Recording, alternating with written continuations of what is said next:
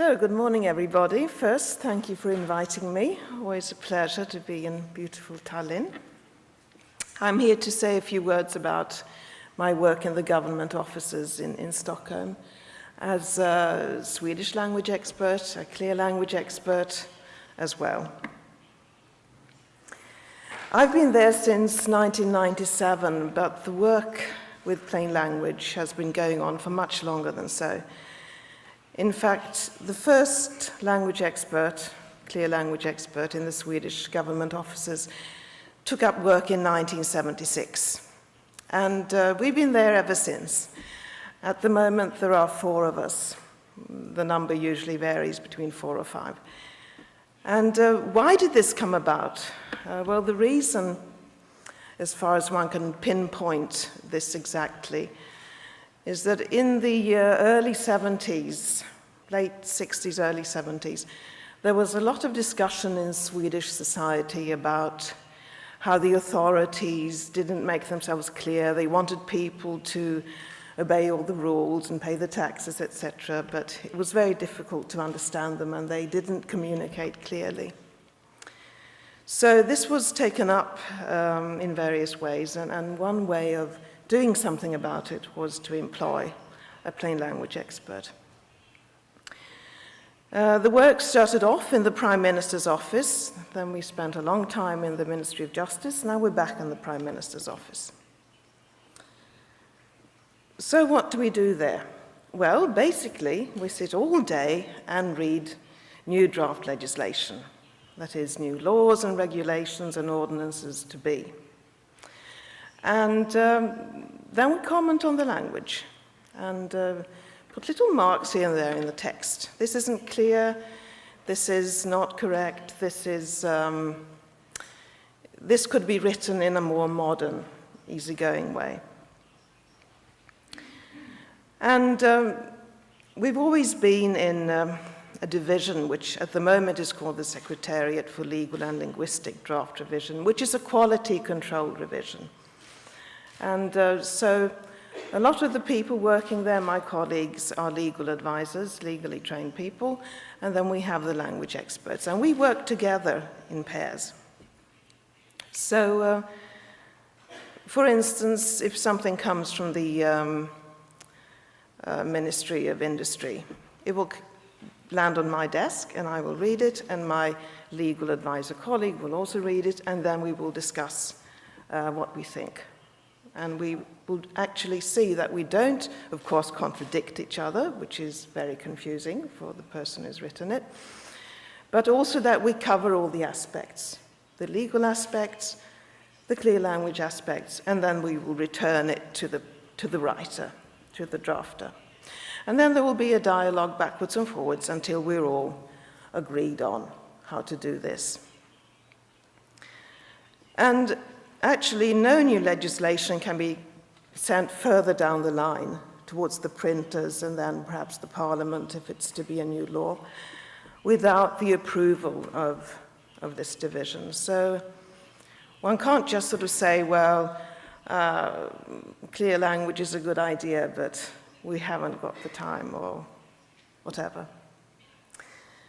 And there is one thing here which I do really think is quite important, and that is that we are part of the everyday legislative process. So it's something which is ongoing, and it's been going on for some time, so that if you have something which is a 3-month project, you can do a lot of good, obviously, but once the project is ended, everything will go back to the way it was. Because this is one of the things about clear language work, which is the most typical, I think, is that it takes such a long time. Because it's a matter of attitude change, of changing writing patterns, of changing the way of thinking about official texts, so that it takes a lot of effort and it never ends, in fact. Not very encouraging, but there you are. So it really helps to have a legal basis for the plain language work, because that means that someone has the responsibility to see that this is brought about. And in our case, at the moment, there are 3 acts which deal with these matters, as well as lots of other things, of course.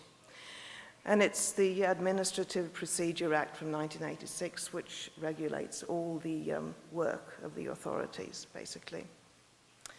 And then there's a fairly new law called the Language Act of 2009, which basically has the same sort of provision regarding administrative language, the language of the authorities, as the 1986 Act. The Language Act also deals with a lot of other things concerning the Swedish language and the minority languages in Sweden and so on. And closer at home, there's an ordinance concerning the duties of the government officers, which says that here there is the responsibility to see that the languages of the law is as clear as possible.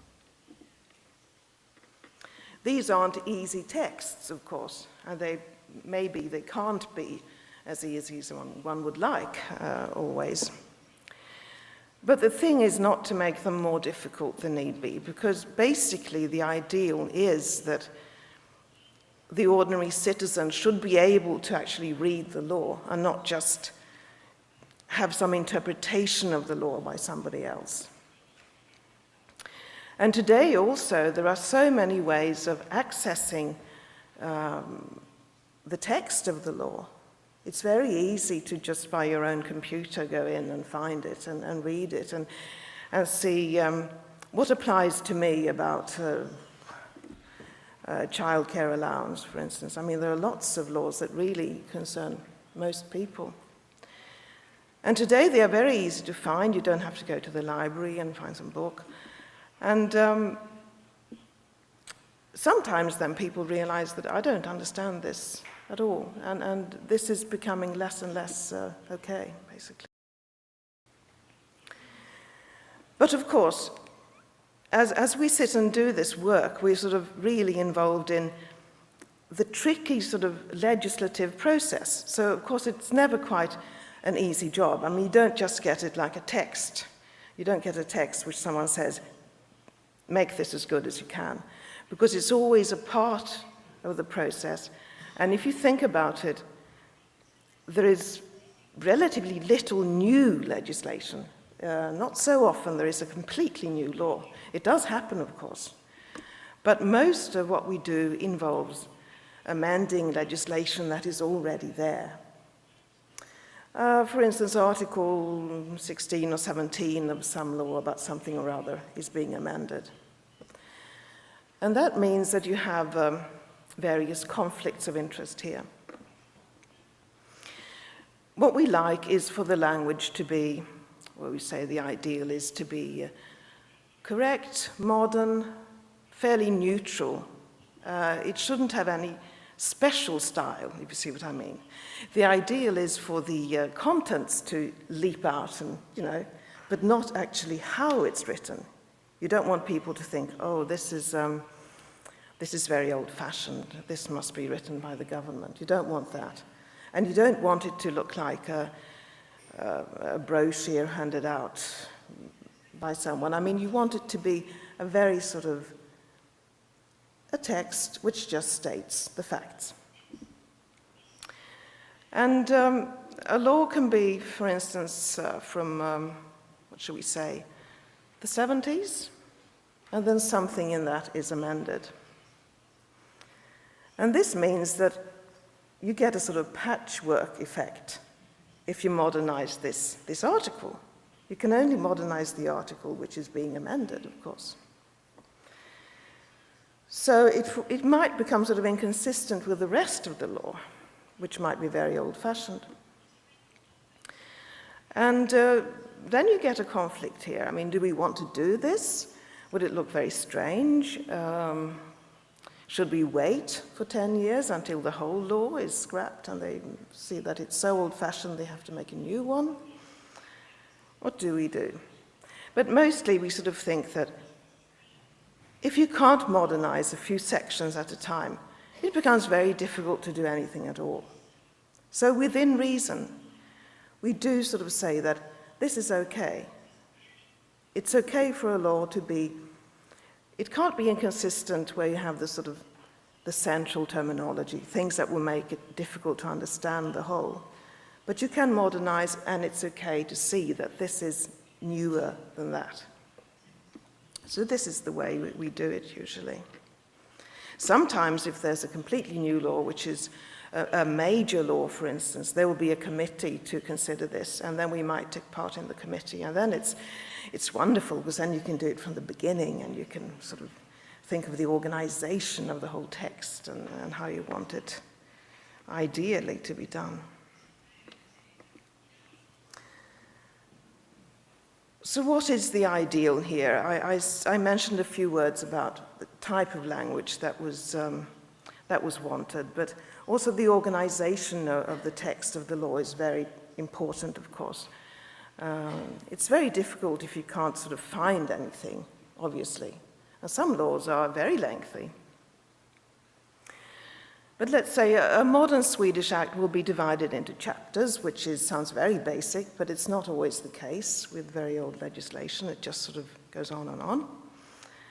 And then we are very fond of subheadings. They are a way for the reader to sort of find his or her way around the text. They give a lot of information. They give a clear picture of the structure and the contents. And sometimes there's a bit of resistance here, but usually we sort of find that if the drafter really has a very sort of clear idea of how they want to organize the text, it's not such a problem. So often it's just a little bit of laziness on the part of the drafter. And that we prefer no more than 3 paragraphs in each article. This is not always adhered to for various reasons, but we certainly want to avoid the situation where they just stick a bit on all the time and it becomes longer and longer and longer.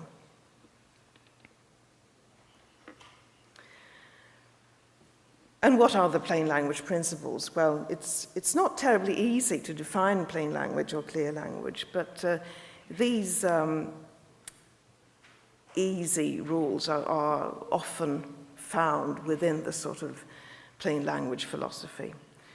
You want to avoid the complicated sentence structure, which obviously makes the text more difficult to understand. The human short-term memory can't handle any number of words, in fact.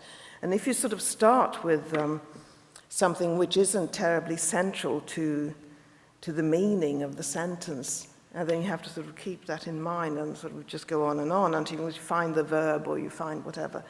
You'll have to go back and start from the beginning again. And also it means that the drafters themselves often sort of lose their way and create something strange because they can't remember how they started, in fact. Legalese is a sort of term which is legal jargon, basically.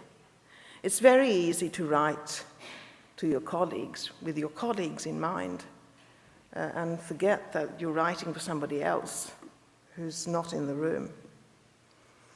Archaic words, the old-fashioned words that live on, and some people love them, and they are a sort of, they're a breed of word that's quite difficult to eradicate. You have to sort of do it little by little. We actually have a guideline which we call the black list, which contains words that you should avoid. This is a bit of a joke, the black list, and some people love it and some people hate it, but basically everyone remembers that it exists. And you sort of look up words, and if it's in the black list, if you can avoid it, please do. And then the subheadings again. So I'll just give you a little sort of case study here. There is a very, very common verb in Swedish in legal texts. Skall and ska. Ska and skall are the same. They're the same verb, just spelt differently. And the one which is longer, the one with the 2 L's on the end, is nearly always pronounced ska as well, at least in most parts of Sweden. There are sort of dialect differences and such things, but Today, usually people say ska, even if it's spelled with the two L's. And this means shall or must, the sort of verb that you have in all laws and regulations. And the higher style, the more old-fashioned one, is the one with the two L's on the end. And it's sort of on its way out because people don't pronounce it that way anymore. So it's sort of slowly becoming obsolete. And we sort of felt that, maybe we should sort of have a little reform here and sort of change the recommended spelling to the one with the three letters. And we tried about 10 years ago, and we sent out a question for circulation among the ministries. Do you think the time has come for us to do this? And they said, no, we can't do this. Okay. But a few years ago, people started asking us, people to sort of do the lighter material, to write information, brochures, etc., about the government offices. Do we have to write S-K-A-L-L? It looks too pompous. We don't want to do that. And we said, well, we want everyone to do the same. I mean, we want the sort of material from the government offices to look fairly sort of coherent. So we tried again. And this time, okay, some people were against it, but most thought, the time has come. So one needs plenty of patience in these matters. And we had agreement at the top. You have to have agreement from the senior officers. Otherwise, there's no point. You can't do it. Everyone must come along and think this is okay, or at least do it. And I must add that these two words mean exactly the same thing. I mean, there's no difference in meaning at all. So, this is a little thing, but it means quite a lot, in fact, because of the way of the structure of the work with the law itself. If you write new legislation, you must use this word throughout. You can't write the one with the two L's. And this in itself makes quite a lot of difference because the text looks much more modern with this little change. And if you amend a certain section, you have to change this word in the whole section, even if you just change, for instance, 2,000 crowns to 4,000 crowns in some provision. And it, of course, contains the word skall then, because it nearly always does. Then you have to change it throughout. And you can't do it just by sort of putting it in the preamble of the law that everywhere where it says, it shall say, instead. You can't do that. And that means that a lot more text becomes open to revision because they have to show it. Because you should always strive to modernize the language of a section which is being amended. And that often means more than this word itself. So then we can sort of have a bit of a go at this and say, well, you can change this as well and that as well. So it opens up more areas of the law to revision. And if the language is really old-fashioned, well, then it looks so strange with this more modern word. So then it's better to rewrite it completely. We have to have little tricks like this.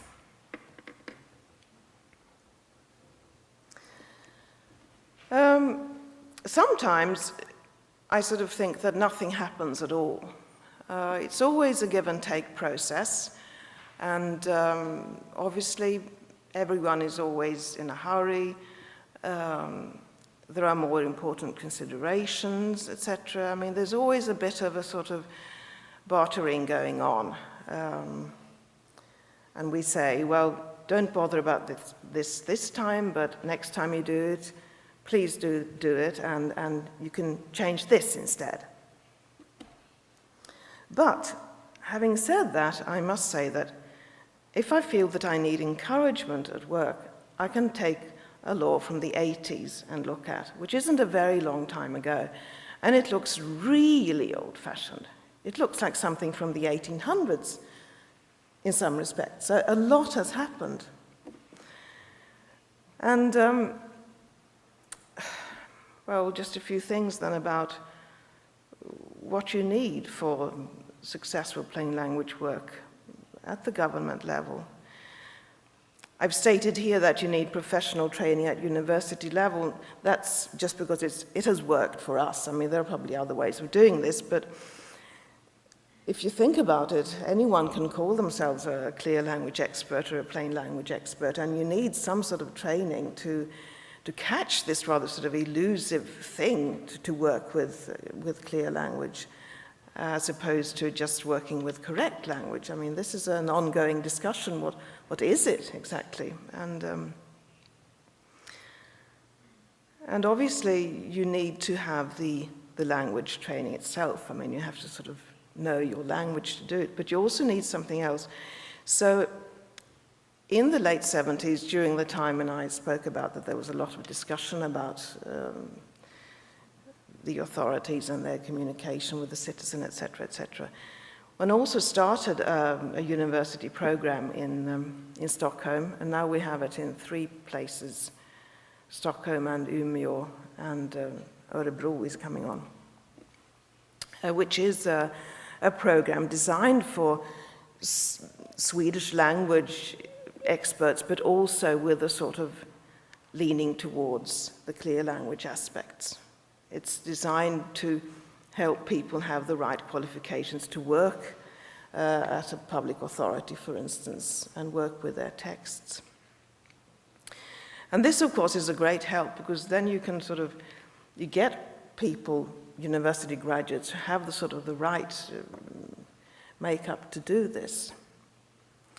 So this is called Språkkonsultlinjen in Swedish, and it started in, well, as I said, in the late 70s, and they churn out new groups of people every 2 years or so. And so this means that although many of these graduates, they do work in other fields, I mean, it's a very, very good Swedish language training, so you can do other things. Some work as translators, some have their own firms, and they do courses and revise and things like that. But quite a few of them work at public authorities in Sweden. So quite a few public authorities now have their own clear language experts.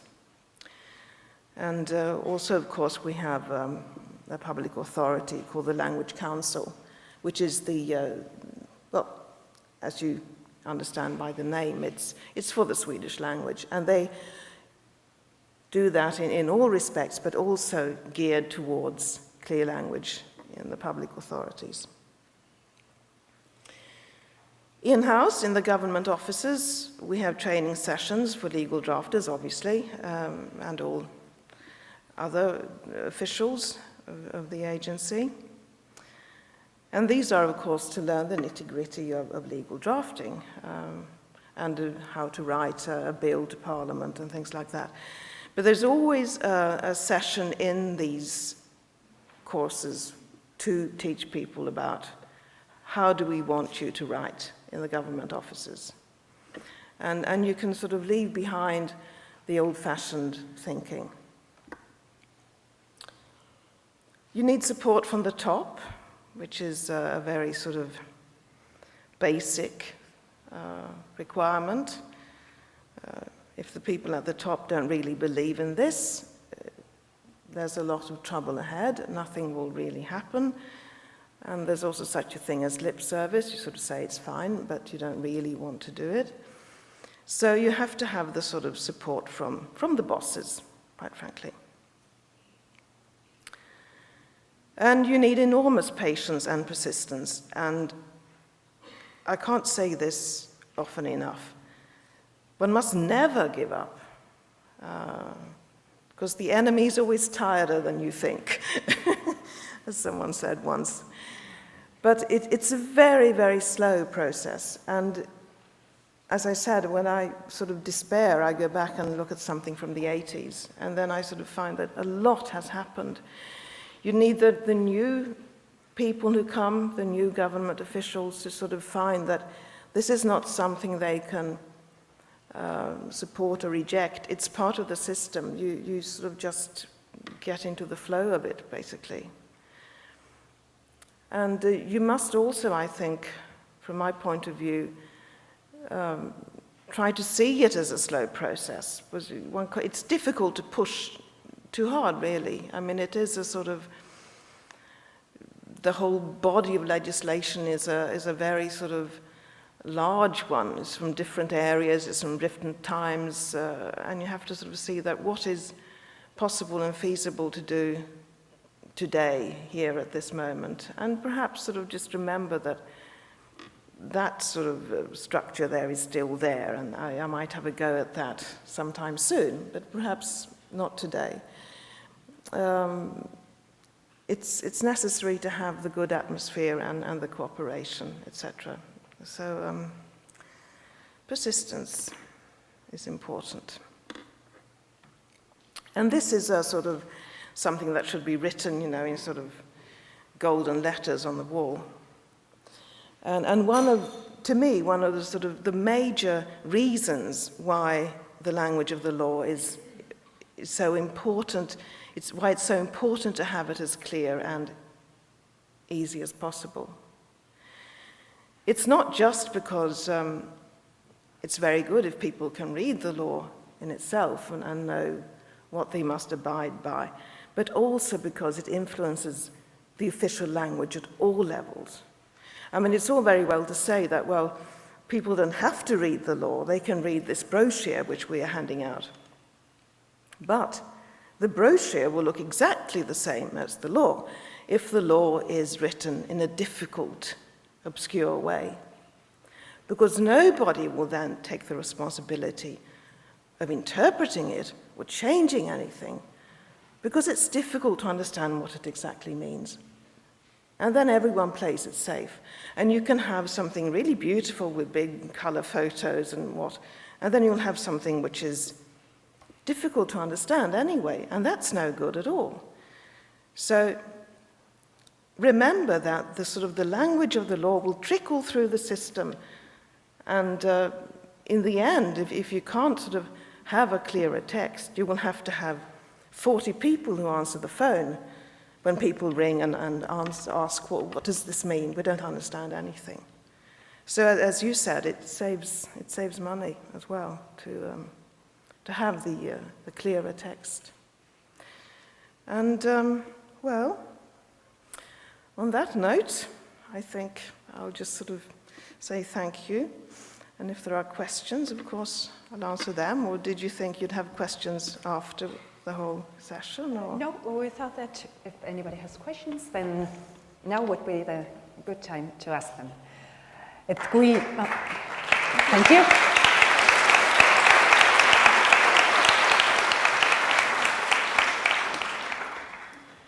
Aitäh kõnelejale. Kui nüüd on kellelgi küsimusi ettekande kohta, selge keele kohta, siis nüüd on sobiv hetk neid küsida.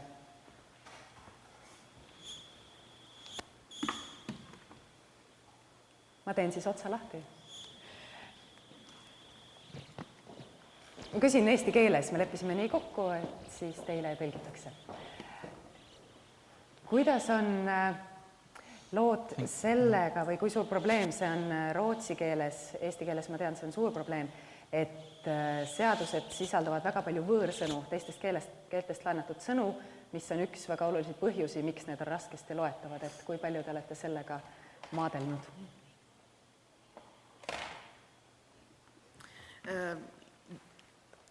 To a certain extent, yes. And for us, I mean, we find that words from English sort of seep into the language in various areas. And we tend to think of these as part of the sort of jargon we don't want. We don't just have the archaic words, the old-fashioned words, but also the new words that people don't understand, if you see what I mean. And many of them are English, basically, which is sort of taken into the language without proper concern for how they might fit into the Swedish language system, etc. And what we try to do here, at least, is to say, on the one hand, that we don't want anyone to use words which are not in the Swedish Academy dictionary, which is an easy sort of thing to say, because that is what we recommend. We recommend the word usage there, basically. But after a while, as this is based on frequency as well, this dictionary, I mean, words will come in there which don't fit particularly well into the Swedish system. What we will do is basically to say that please describe this instead, if there isn't a Swedish word, which is possible to use. Sometimes there is as well, and people have just forgotten about it. But if it's something new, a new feature, and people talk about it in English in Sweden as well, then please just describe the process or whatever.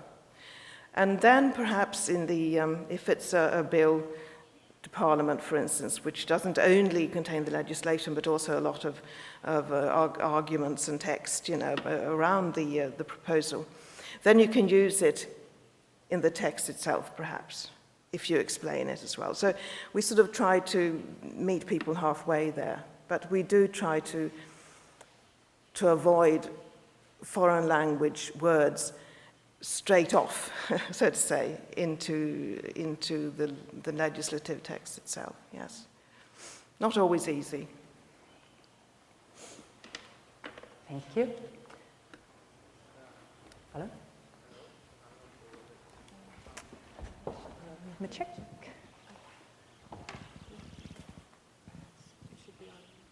Okay. Hello, thank you. Christian Bukiu from the European Commission, DG Translation. I would have to say also, I will start with a remark. I think clear writing is also very important at national level. It is also very important at European level in terms of European legislation, for instance. We are promoting clear writing campaigns for our drafters at the European Commission level. But for us, the problems are compounded by the fact that we work with several languages. Yeah. So we have clear writing campaigns for English, German, and French, which are the languages, the working languages of the European Commissions and the European institutions. And then the translators are trained into this as well, because they have to take this into consideration when they translate the legislation into the appropriate languages. So this is just a general remark. But my question to you is rather technical, because you said that when you start with new legislation, this is passed through the office, which revises it, and then, as is the case for at European level as well, it goes to the Parliament, and then the Parliament brings amendments. Does the final draft comes back to your office before publication, or how does this work? How does the procedure work at this level? Yes, it does come back to be promulgated, to be made official, basically. And once it's been through Parliament, we cannot change anything. I mean, because the Parliament is the highest authority. But in fact, they can change, of course, but usually there is, with parliamentarism, there is such agreement about what you want to say. And this is so based in the position of the Parliament itself. So there is very little, really, change. It's not like the European Parliament, which changes a lot. So it's, we don't often find that they make a lot of changes in the bill which relates to anything that might worry us, so to say. It's not often the case. Usually it's the text that leaves the government offices will be basically the same when it goes through Parliament. But there's no rule to say so, of course. I mean, of course they can change, but it's not something that we see a lot of. Thank you. Palun. Suur tänu selge ülevaate eest. Olen Peep Nemvalts Ülikooli Teaduskeele Keskusest. Mul oleks 2 küsimust. Esiteks, kui paljud Rootsi seadused või muud õigusaktid on tervikuna selgesse keelde ümber kirjutatud ja milline on nende mõju, kas on märgata üldises Rootsi õiguskeele kasutuses? Teine küsimus, kui te ütlesite, et selge keele eksperte õpetatakse Rootsi ülikoolides, mille poolest selge keeleekspertide õpe erineb keeletoimetajate õppest Rootsi ülikoolides? Aitäh!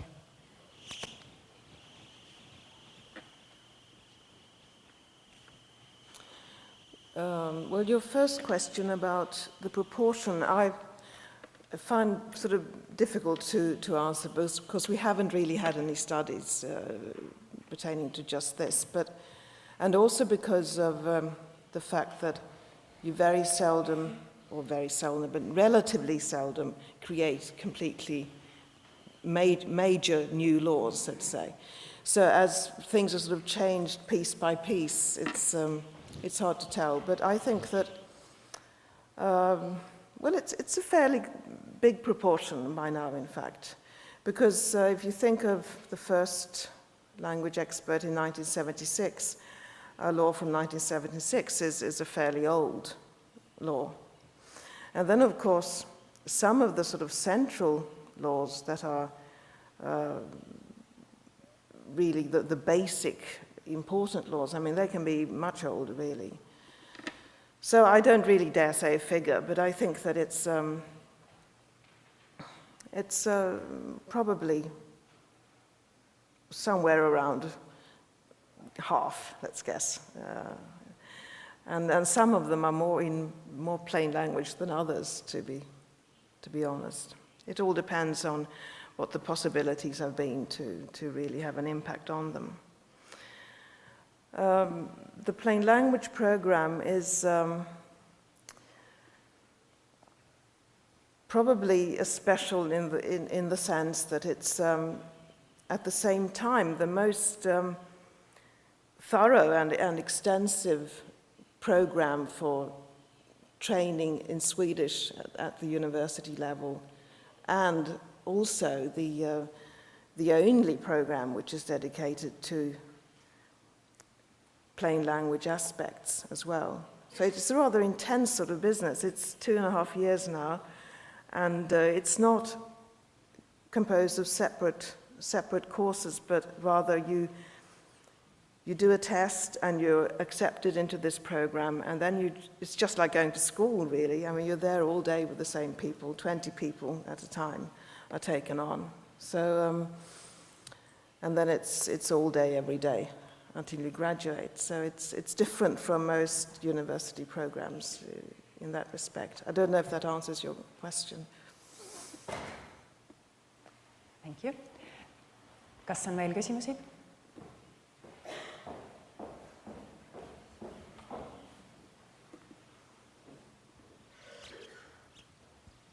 Yes. Thank you very much. My name is Heike Martin. I'm a German department at Tallinn University. I'm German, and in Germany there's very often a lot of criticism to clear language or plain language on the ground that it eradicates semantic distinction, which is seen as necessary, in particular in fields which have a high impact on society, such as legal language. Now, generally, I am very much in favor of clear language, so please don't get me wrong on that. But how do you meet such criticism? And maybe could you give another example of your practical work? Because the example with scar and skull didn't seem to have any semantic distinction. But what do you do in such cases where there is? Thank you. Well, there again, you have to have a certain amount of agreement that it's okay to change this word for that word, for instance. And in that case, say, if we find that something is, we find that a word is very old-fashioned, and obviously we don't want to change it into something which means something else. And this is, of course, difficult. Then we will have to come up with an alternative to start with. And there we might need help from other language authorities in Sweden. Maybe we'll sort of do it as a sort of almost like a group thing with the Swedish Academy or the Swedish Language Council, etc., if it's an important sort of term. And then one also has to be in agreement then, of course, with the division of the government officers which draft this legislation. I mean, they have to be in agreement that this is okay. And this is sometimes works and sometimes not, quite frankly. And if it doesn't work, we will sort of keep tabs on it and think that we will try again in a year or so. Because it's really important not to change the meaning. Of course, this is what everyone is afraid of, that in exchanging a fairly sort of traditional word, which is thought of as a very legal word, into something else, there will be a problem. And certainly there is an area of terminology which we do not touch at all, because they are really technical terms, and the technical area here is legal. I mean, we wouldn't do that for any other area either if it were sort of agriculture or whatever. I mean, something which is technical term is. So, and that is also a difficult distinction. I mean, is this part of the general language, body of language, or is it a very technical term? But the general feeling is, I think, that more and more people sort of accept the idea that you shouldn't keep older words for their own sake, so to speak, but that the communicative aspect of legislation is very important. I think that's more and more the case. Thank you. Aitäh. Kas on veel küsimusi? Kui vahepeal tekib küsimusi ja mõtteid, siis jah, vabandust, palun.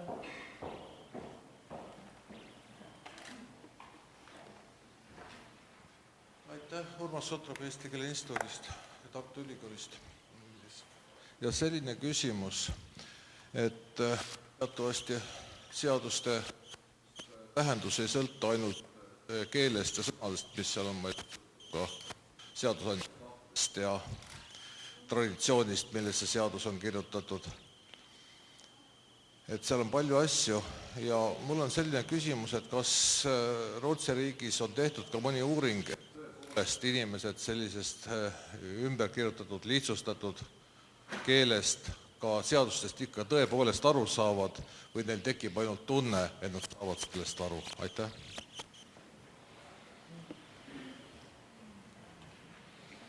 That is a very good question indeed. And I'm afraid that to my knowledge, at least on the government level, this has not been done.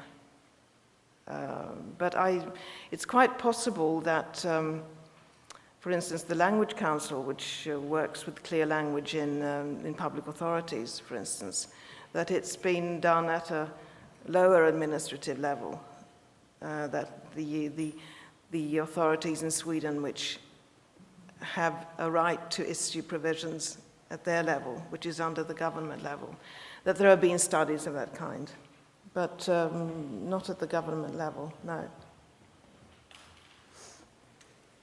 Aitäh. Kas on veel mõni küsimus märkamata jäänud? Palun.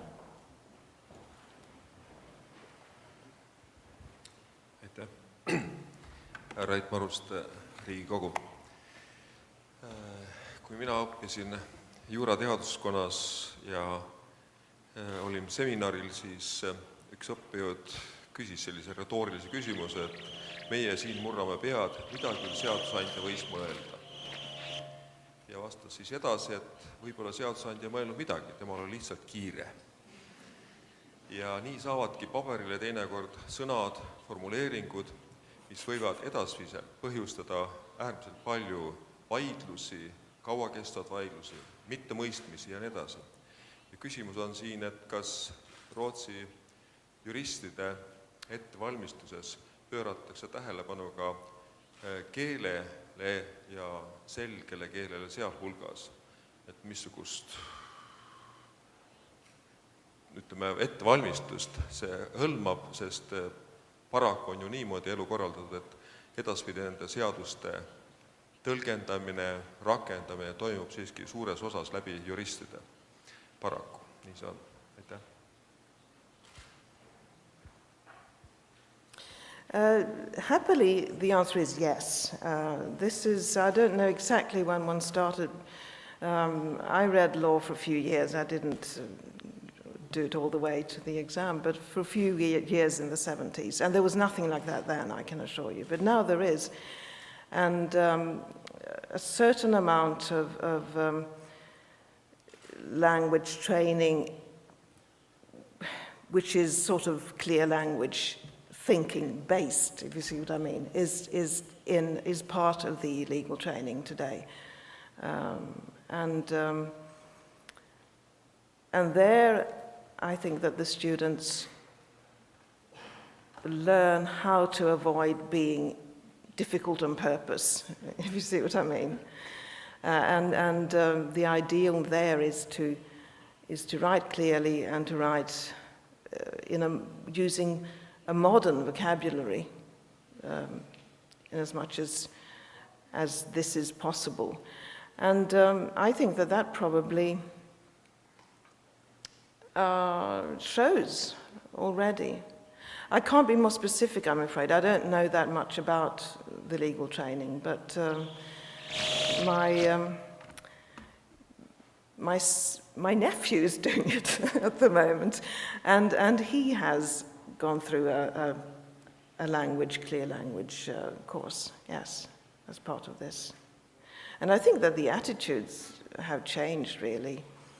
I mean, the law students today aren't as keen, really, on sort of upholding the tradition of writing legalese. It's another generation, basically. Thank you. Aitäh. Kui on veel küsimusi ja mõtteid, siis saate neid, ma loodan, arutada kõnelejaga lõunapausi ajal. Thank you. Thank you.